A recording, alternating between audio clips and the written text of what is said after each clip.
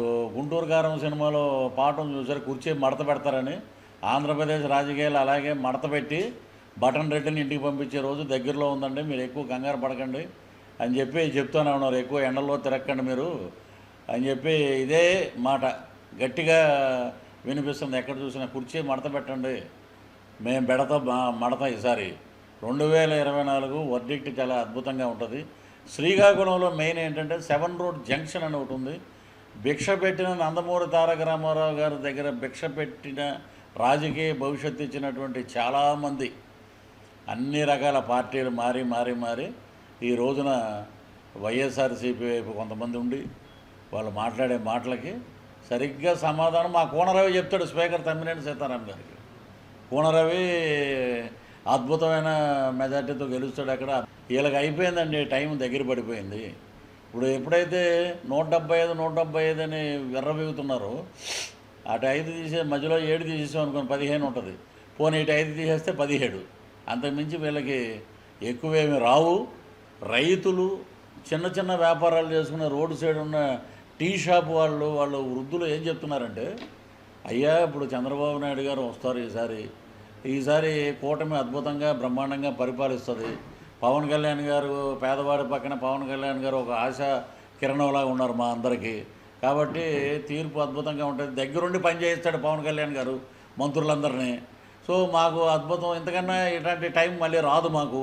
కద్దరు బట్టలు వేసుకున్నా కూడా ఆ కద్దరు రాజకీయం ఒంటికి అంటించుకోనటువంటి వ్యక్తి మా పవర్ స్టార్ పవన్ కళ్యాణ్ గారు. అలాగే ఇక్కడ విజన్ ఉన్న వ్యక్తి చంద్రబాబు నాయుడు గారు వస్తే రేపు 3 ఏళ్ళు కష్టపడాలండి అన్నారు. ఏంటని అడిగా నేను. వీడు చేసిన అప్పులండి అలా ఉన్నాయండి, ఇవన్నీ 3 ఏళ్ళు అందరం కష్టపడితే రాష్ట్రం సుభిక్షంగా ఉంటుంది, సంక్షేమంగా ఉంటుంది, అద్భుతంగా ఉంటుంది అని చెప్పడం జరిగింది. ఇక నగిరి వచ్చేటప్పటికి నగిరిలో నేను ఇంటర్మీడియట్ వరకు శ్రీకాళహస్తిలో చదివాను. స్వీట్లు పంచి టపాకాయలు కాల్చి ఆవిడ మటుకు ఘోరంగా వెళ్ళిపోయే ఫస్ట్ క్యాండిడేట్ ఆమె. తీర్పు అద్భుతంగా ఉంటుంది. సంక్షేమ బాటలో కూటమి సంక్షేమ బాటలో అద్భుతంగా ప్రయాణిస్తుంది. మీరు ఏమి ఎక్స్పెక్ట్ చేస్తారు? నేను ఏమి ఎక్స్పెక్ట్ చేయట్లేదండి. మీ అడుగు పడితే మీ అడుగు వెనకాల నా అడుగు ఉండాలి. అద్భుతమైన వ్యక్తులు కలిశారు, అద్భుతంగా పరిపాలన ఉండాలి. కాబట్టి నేను మీతో పాటు ఉంటానండి, మీ జెండా మోసే జన సైనికుడిగానే ఉంటాను. పవన్ కళ్యాణ్ గారు వదిలిన, ఇప్పుడు షర్మిల జగనన్న వదిలిన బాణం షర్మిల అన్నారు, అది కాంగ్రెస్కి వెళ్ళింది. ఇప్పుడు ప్రదేశ్ కాంగ్రెస్ అధ్యక్షురాలు అయ్యి ఒక పోటు పొడుస్తుంది ఈయన్ని. అది కొంతమంది డ్రామా అంటారు, కొంతమంది నిజం అంటారు, అవన్నీ మనకు అనవసరం. కానీ ఆ పోటు దెబ్బ దగ్గర 10 to 12% ఓటింగ్ అయితే వెళ్ళిపోద్ది వెనక్కి. సో రేపు కడపలో వైఎస్ షర్మిల గారు అద్భుతంగా గెలిచినా కూడా ఎవడు మాట్లాడే ప్రసక్తి లేదు.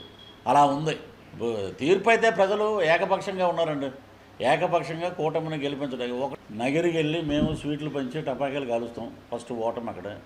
తర్వాత ఇక్కడ క్యాంప్ ఆఫీస్ దగ్గర బ్రహ్మాండంగా మేము తాడేపల్లి క్యాంప్ ఆఫీస్ దగ్గర ఎప్పుడైతే అక్కడ కాలుస్తాం.